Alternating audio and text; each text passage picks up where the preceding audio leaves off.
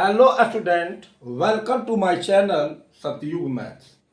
Dear student, आज मैं आप लोगों को एक्सरसाइज 2.3 का क्वेश्चन नंबर अंतिम यानी 5 सॉल्व कराने जा रहा हूं। कुछ बच्चे जो है ऐसे सवालों को देखकर घबरा जाते हैं, सोचते हैं कि अरे बाप रे बाप कैसे बना है। जी नहीं, घबराना नहीं है। कोई भी सवाल हो आपको सॉल्व करना है। जो भी आपके सामने सवाल है सॉल्व करना है, समझना है। ये नहीं कि देख करके घबरा जाए और छोड़ दें। ऐसा नहीं हो सकता परीक्षा में कभी ये भी दे दे, उस समय आप क्या कीजिएगा। इसलिए आप उसको ध्यान से देखिएगा, समझ में आएगा। कहता है कि बहुपदों पी एक्स जी एक्स क्यू एक्स और आर एक्स के ऐसे उदाहरण दीजिए जो विभाजन एल्गोरिथ्म को संतुष्ट करते हो तथा क्वेश्चन आपको दे रखा है।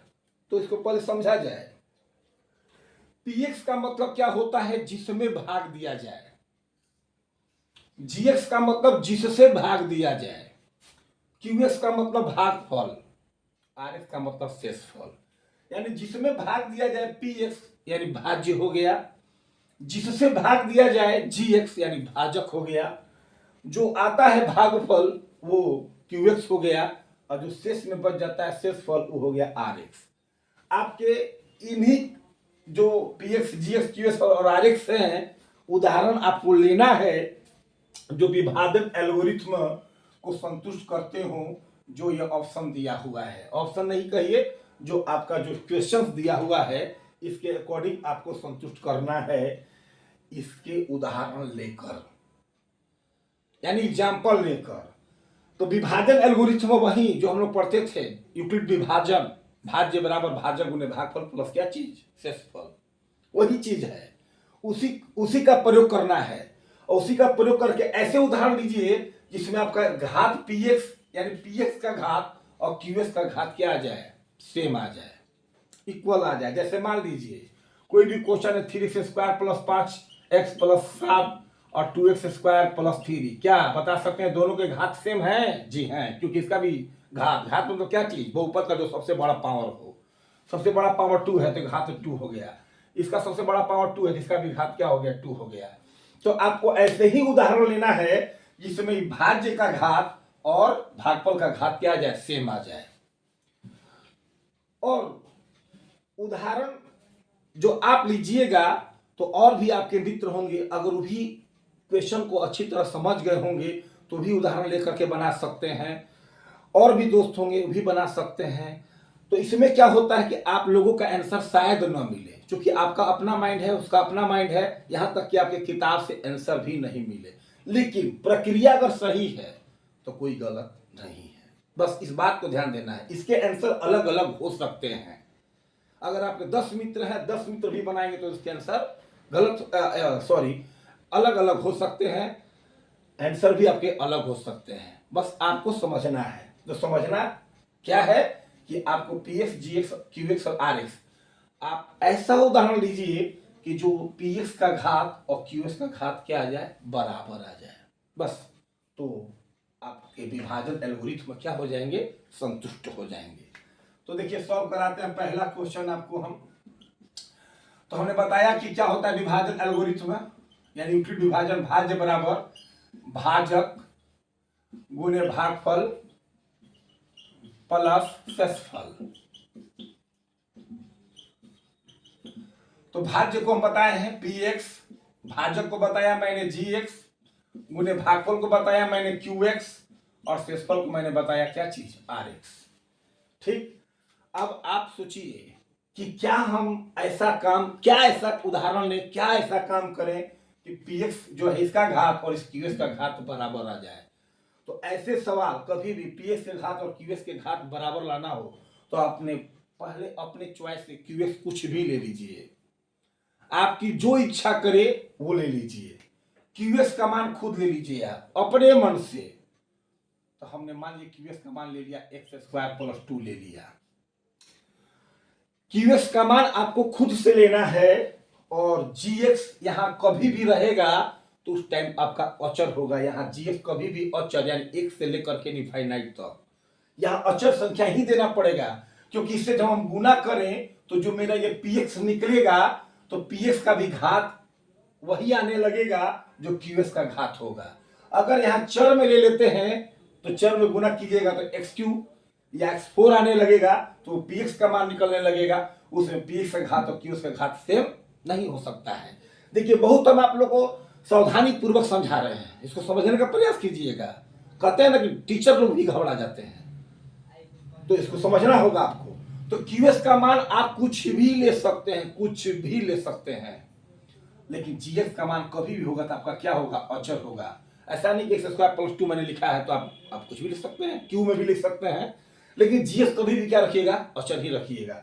अचर में कोई भी संख्या ले लीजिए, और आर एक्स भी यहाँ आप अचर ले लीजिए या चर में ले लीजिए। क्यों? क्योंकि प्लस है, गुना में तो है नहीं, प्लस में है तो प्लस में आप 100 रखिएगा तो कोई टेंशन नहीं है। केवल चर भी रखिएगा तो, केवल अचर भी रखिएगा तो कोई टेंशन नहीं है।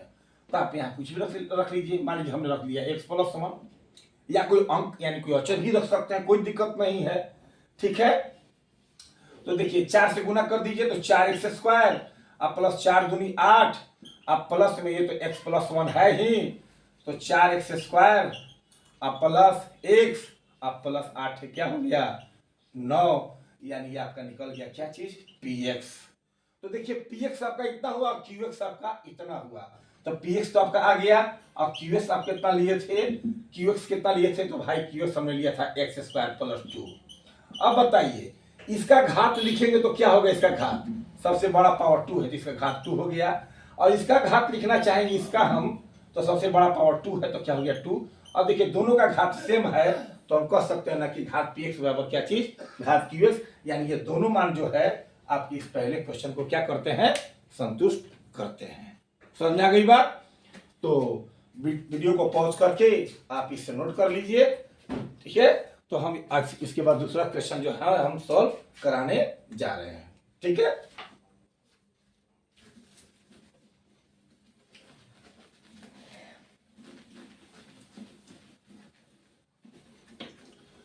अब देखिए दूसरा क्वेश्चन आपका क्या है, पहला तो मैंने करा दिया, दूसरा आपका क्या है, घात qx बराबर घात rx।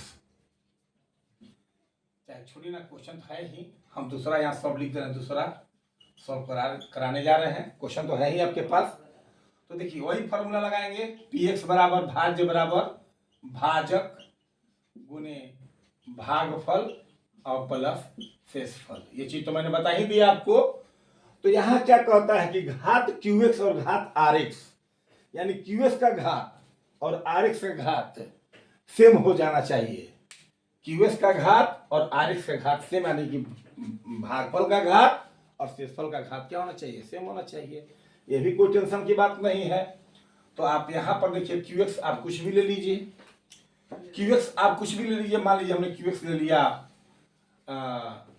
हम ले लिया x प्लस 2, qx हमने x प्लस 2, चाहे आप x माइनस 2 ले लीजिए, क्या दिक्कत है, x माइनस 2 ही ले लिए। qx हमने x माइनस 2 लिया तो rx भी जो होगा हमको वही लेना होगा।